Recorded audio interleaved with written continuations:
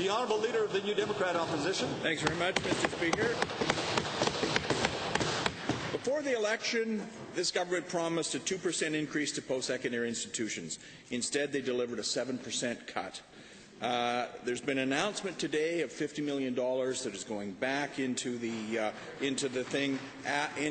budget after $147 million was cut. This comes after thousands of positions have been cut by post-secondary institutions, hundreds of programs have been cut, and countless students have gone elsewhere. My question is to the Premier. Why did you cut $147 million out of post-secondary education, then add $50 million back after all the damage has been done? Mr. Speaker, I was very pleased that the Deputy Premier today could work with presidents over the past 6 months, culminating today and leading to a 2.6% reinvestment in post-secondary education. And we thank the work that our post-secondary leaders have done to ensure that we are streamlining and having a very effective post-secondary system, Mr. Speaker.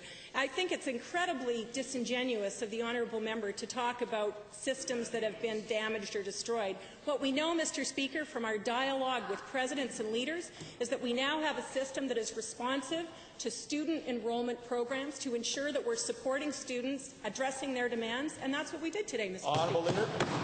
Thank you very much, Mr. Speaker. I think the Premier is delusional. This government couldn't run a lemonade stand, Mr. Speaker. When this government introduced massive cuts to universities, colleges, and technical institutions, they changed the lives of thousands of students and potential students for the worse and forever.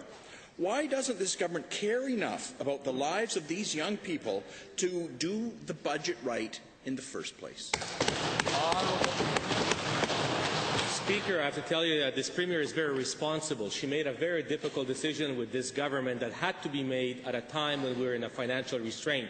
But she also keeps her promise, and the promise was to all post-secondary institutions, when first available time arises where we can reinvest, which is what all Albertans want to do, reinvest in advanced education, we will. And today was the first available opportunity. Promise made, promise delivered.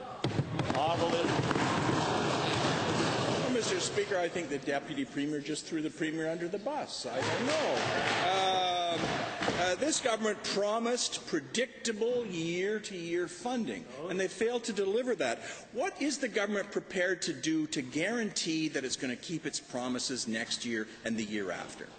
Well, Mr. Speaker, this member knows more about buses than I do, but I have to tell you this about advanced education, Mr. Speaker.